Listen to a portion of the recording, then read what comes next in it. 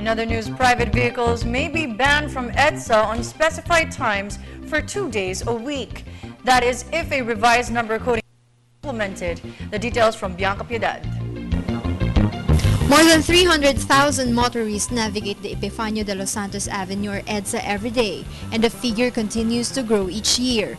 Based on a study by the Japan International Cooperation Agency or JICA, the Philippines loses about 2.4 billion pesos daily because people are stuck in traffic jams. That's why the Metropolitan Manila Development Authority or MMDA is looking into proposals that would help minimize if not totally eradicate traffic congestion along the capital's main highway. One such proposal is to expand the current Unified Vehicular Volume Reduction Program, or more popularly known as the number coding. Here, MMDA seeks to set 4 vehicles in the daily number coding scheme instead of 2. Kung gusto mong araw-araw ka pumunta sa Ross Boulevard, C5, MD, Quezon Avenue, okay lang yun. Hindi ka pinagbabawal. Yun lang EDSA ng 7 to 10 a.m. at 5 to 8 p.m. Yung additional 2 digits. Yun lang. Pwede kang mag-cross, pwede kang pagkatapos ng oras na yan, pwede ka rin pumunta ulit. Some motorists, however, believe that this will only favor the upper class who owns more than one vehicle. Sa mga motorists,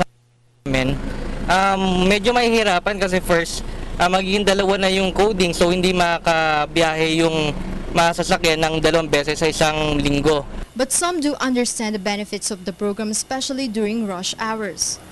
Well, in one way, pwedeng makakatulong din, no? Dahil siyempre, mababawasan yung sasakyan sa EDSA. Although sabi nga ni Chairman, marami naman alternate route na pwedeng gamitin, di ba?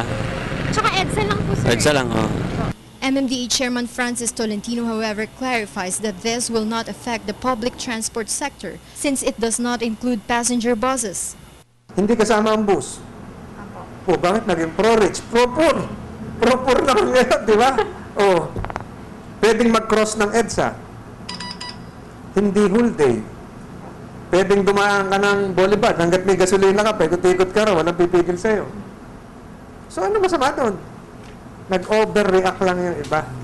Once implemented, the program is expected to reduce 40% of the travel time in EDSA, which usually takes 3 to 5 hours every day.